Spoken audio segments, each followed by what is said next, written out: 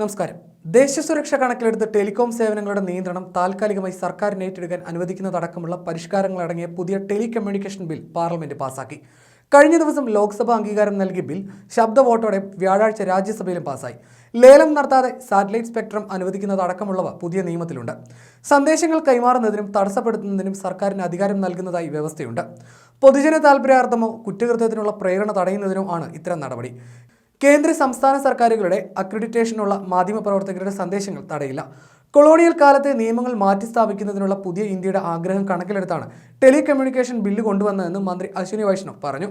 അഴിമതി കാരണം നശിച്ച ടെലികോം മേഖല കഴിഞ്ഞ 9.5 വർഷത്തിനിടയിൽ ഉയർത്തെഴുന്നേറ്റെന്ന് അദ്ദേഹം അഭിപ്രായപ്പെട്ടു. 2014 ടെലികോം ടവറുകളുടെ എണ്ണം 6 ലക്ഷമായിരുന്നത് നിലവിൽ 25 ലക്ഷമായി.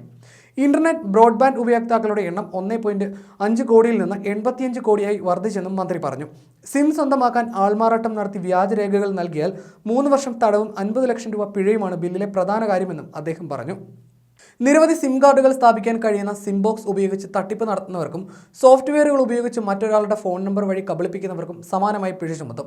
ലൈസൻസ് നൽകുന്നത് ലളിതമാക്കും. പുതിയ ബിൽ പാസ്സാകുന്നതോടെ 1885 ടെലിഗ്രാഫ് നിയമം, ഇന്ത്യൻ വയർലെസ് ടെലിഗ്രാഫി നിയമം, 1950 ടെലിഗ്രാഫ് വയേഴ്സ് നിയമം എന്നിവ പിൻവലിക്കും. ഉപയോക്താവിന്റെ അനുമതി തേടാതെ വാണിജ്യ സന്ദേശങ്ങൾ അയച്ചാൽ ടെലികോം കമ്പനിക്ക് പിഴ മുതൽ സേവനം നൽകുന്നതിന് വിലക്ക് വരെ നേരിടേണ്ടി വരാം. ആദ്യ ലംഘനത്തിന് 50,000 രൂപയും പിന്നീടുള്ള ഓരോ തവണയും 2 ലക്ഷം രൂപയുമായിരിക്കും പിഴ. ടെലികോം സേവനം വിലക്കുന്നതിലേക്ക് വരെ നയിക്കാം. ടെലികോം കോളുകളും മെസ്സേജുകളുമാണ് ബില്ലിന്റെ പരിധിയിൽ വരുന്നത്. ഇന്റർനെറ്റ് കോളും മെസ്സേജും ഈ പരിധിയിൽ വരില്ലെന്നും കേന്ദ്രം വ്യക്തമാക്കിയിട്ടുണ്ട്. അനുവദനീയമായ എണ്ണത്തിലുമധികം സിം കാർഡുകൾ ഉപയോഗിച്ചാൽ 50,000 രൂപ മുതൽ 2 ലക്ഷം രൂപ വരെ പിഴ ഈടാക്കാം. ചട്ടമനുസരിച്ച് 9 സിം വരെ ഒരാളുടെ പേരിലെടുക്കാം. ജമ്മു കാശ്മീർ, വടക്കുകിഴക്കൻ സംസ്ഥാനങ്ങൾ എന്നിവിടങ്ങളിൽ ഇത് 6 ആണ്.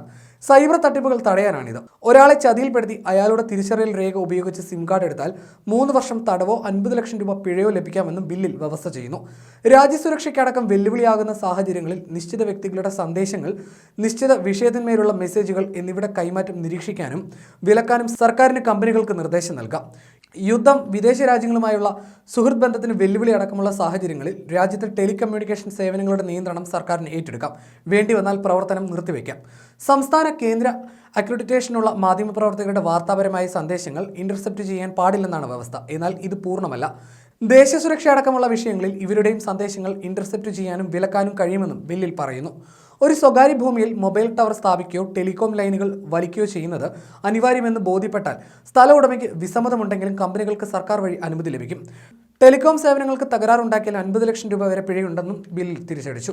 അതേസമയം തിരഞ്ഞെടുപ്പ് കമ്മീഷണർമാരുടെ നിയമനവുമായി ബന്ധപ്പെട്ട് കേന്ദ്ര സർക്കാർ അവതരിപ്പിച്ച ബിൽ ലോക്സഭ കടന്നു. നേരത്തെ രാജ്യസഭ പാസാക്കിയ ബിൽ സസ്പെൻഡ് ചെയ്യപ്പെട്ട് 3-ൽ 2 പ്രതിപക്ഷ നേതാക്കളും പുറത്തു നിൽക്കവെയാണ് കേന്ദ്രം അതിനിർണായകമായ ബിൽ പാസ്സാക്കിയെടുത്തത്. Chief election commissioner and other election commissioners ബില്ലാണ് ലോക്സഭ പാസാക്കിയത്. ശബ്ദ വോട്ടോടെ പാസാക്കിയ ബില്ലിൽ രാഷ്ട്രപതി ഒപ്പുവെക്കുന്നതോടെ നിയമമാകും. കേന്ദ്ര മുഖ്യ തെരഞ്ഞെടുപ്പ് കമ്മീഷനെയും കമ്മീഷണർമാരെയും തെരഞ്ഞെടുക്കാനുള്ള മാർഗ്ഗനിർദ്ദേശങ്ങളടങ്ങിയ നിർണായക ബിൽ ലോക്സഭ പാസാക്കിയപ്പോൾ ടെലികോം ബിൽ രാജ്യസഭയിലും പാസാക്കി. തെരഞ്ഞെടുപ്പ് കമ്മീഷണർ നിയമന ബിൽ കേന്ദ്ര നിയമമന്ത്രി അർജുൻ റാം മേഘ്വാളാണ് അവതരിപ്പിച്ചത്. മുഖ്യ തെരഞ്ഞെടുപ്പ് കമ്മീഷണറെയും കമ്മീഷണർമാരെയും തെരഞ്ഞെടുക്കുന്ന സമിതിയിൽ നിന്ന് സുപ്രീം കോടതി ചീഫ് ജസ്റ്റിസിനെ ഒഴിവാക്കിയതാണ് നിർണായക മാറ്റം.